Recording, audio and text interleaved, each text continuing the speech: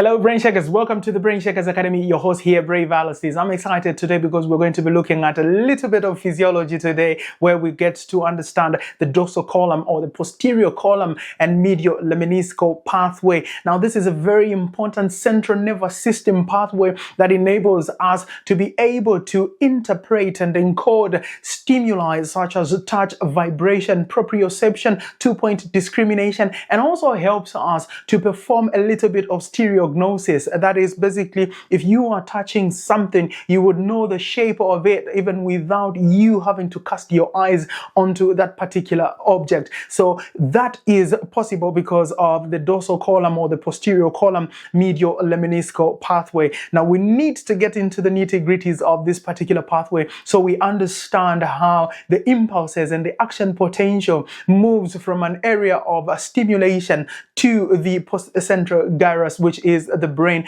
and the cerebral cortex, where then the mapping and the understanding of that particular stimuli is going to happen. So right into the session today. So I have drawn a particular diagram here that is going to help us to understand the pathway. Now this pathway is divided basically into two.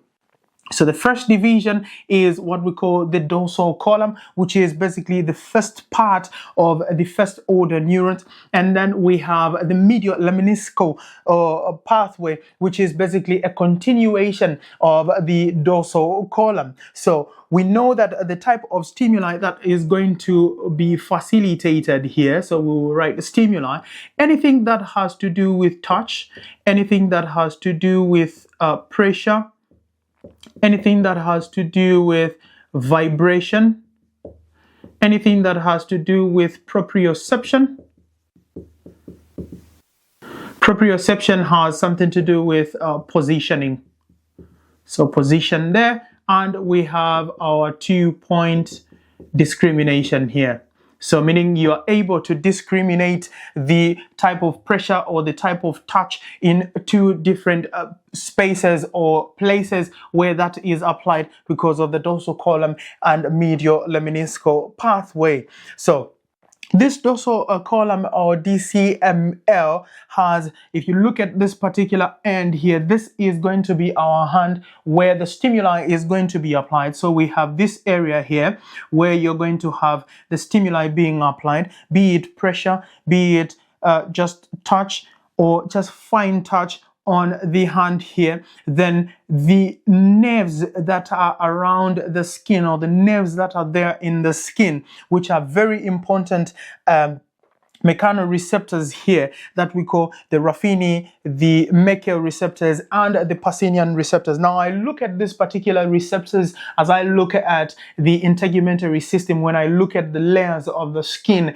in a separate video. So make sure you're subscribed to the YouTube channel, the Brain Shakers Academy, so that you don't miss any of that. So they are very important mechanoreceptors here that we would call, one we would have the Ruffini receptors, and then you will also have the Meckel receptors, and then you have the Pacinian receptors. So these are responsible for the generation then of the action potential from there. And once the action potential has been generated, it will travel by way of axons and enters the spinal cord through the dorsal column. And this is why it is called dorsal column. So there are dorsal roots in the spinal cord, meaning that on the posterior aspect, you have a dorsal root where these nerves then are going to transmit that action potential through the dorsal root, and that's why it is called the dorsal column or the posterior column medial leministical pathway. So the nerves that are then going to carry the stimuli from the area of origin, bringing it down to the spinal cord and then all the way to the medulla oblongata, is what we're going to call the first order neurons. So these are going to be the first order neurons.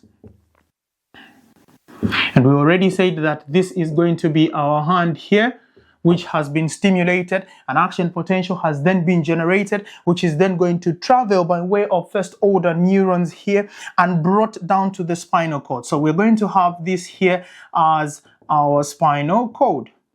Okay, now when it reaches the dorsal root of the spinal cord, you have two important areas. Medially, there is what we refer to as the fasciculus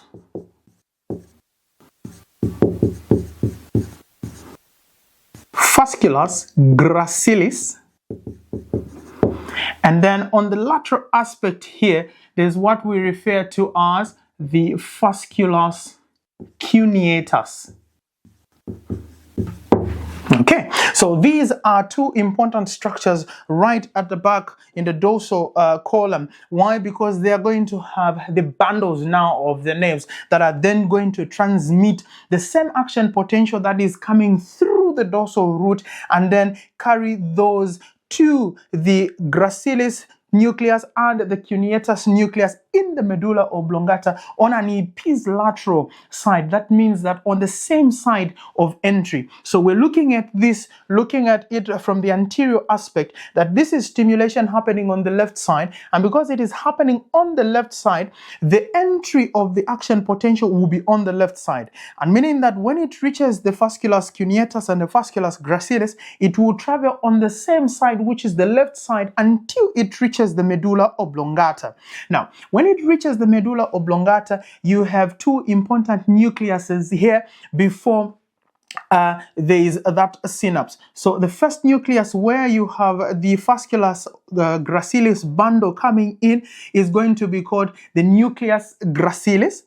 And then the one that is going to receive the fasciculus cuneatus bundle is going to be called the nucleus cuneatus. Now, this is where the synapse of the first order neuron and the second order neurons is going to take place from. So after that synapse now has happened, it means that from the left side, the nerves now, which will be the second order neurons, these ones that are in green, these ones will be called the second order neurons. So once there is that synapse that has happened in the nucleus here, then the second order neurons will have to perform what we call sensory decussation. Now, sensory decussation is basically a movement from one side to the other side. The entry of the action potential was on the left. Now, the nerves that have carried that action potential will have to move from the left to the right, and that is what we are going to call sensory decussation. So they decussate. In short, they cross over to the other side. Now, that crossing over is the reason why we say that anything that you feel on the left side is controlled by the right side of the brain. It is facilitated because of the sensory decussation, because it entered through the left, then when it reaches the medulla oblongata, and then it crosses over, meaning that the neurons now will cross over in a process of sensory decussation. And when they cross over, these neurons now are going to be called internal arcuate. Okay, internal arcuate fibers.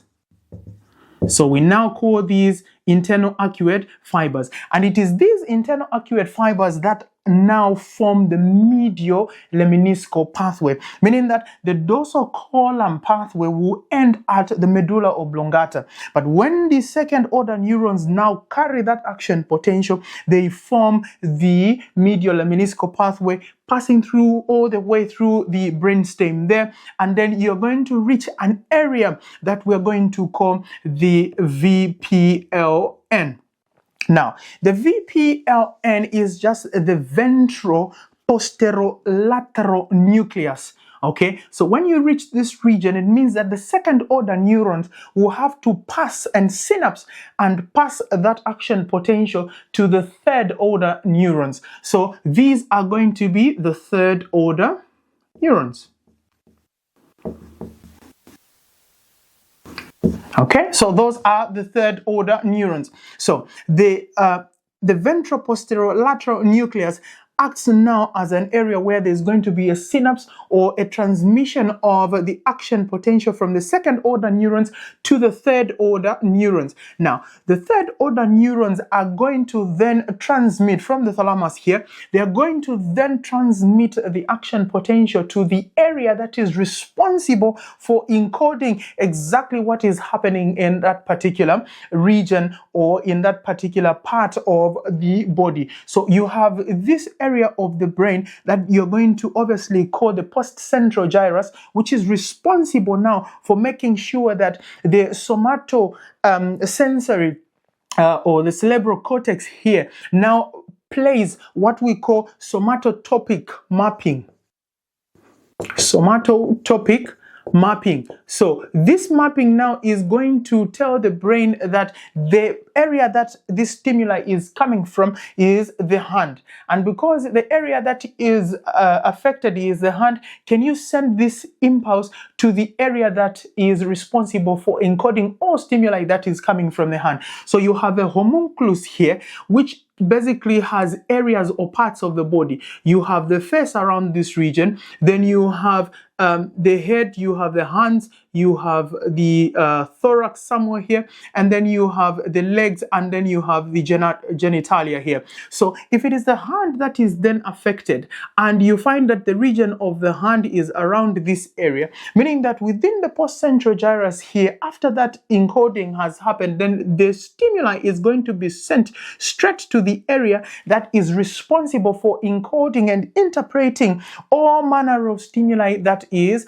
applied on the hand. If this stimuli was coming from the genitalia, meaning that the postcentral gyrus will make sure that the stimuli or the action potential is sent to the area on the homunculus that is responsible for interpreting what is happening in that area of the body. So basically, those are the pathways, the two main pathways that form the dorsal column and medial lemniscal pathway, and it is basically the transmission of an action potential from an area of origin transmitted into the dorsal column, from the dorsal column traveling into the same side until it gets to the medulla oblongata. Then there is the sensory decussation, allowing us to have the right side of the brain controlling and interpreting what is happening on the left, and the left side of the brain controlling and interpreting what is happening on the right. And then you have the medial lemniscal pathway with the second order neurons then carrying the action potential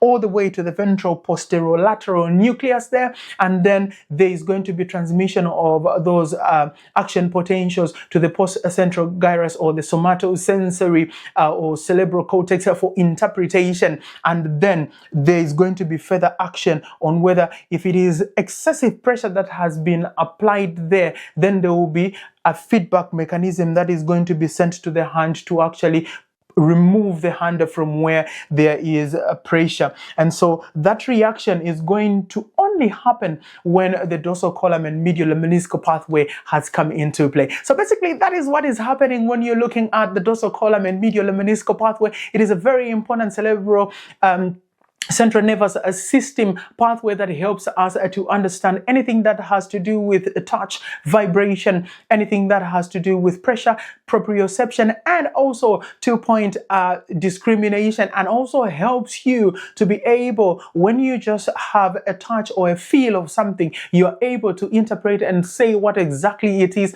or what the shape of that particular thing is without you casting your eyes on it. If you found this particular video helpful in understanding how we interpret touch, pressure, proprioception, 2-point discrimination, and how we are able to even tell the shapes of different items without us looking at those objects, don't hesitate to share the video as much as possible. Give it likes and drop me comments in the comment section. I would love to hear what you think about this. And as always, thank you so much for watching and thank you for the support. I will see you in the next one. Don't forget to subscribe to the YouTube channel.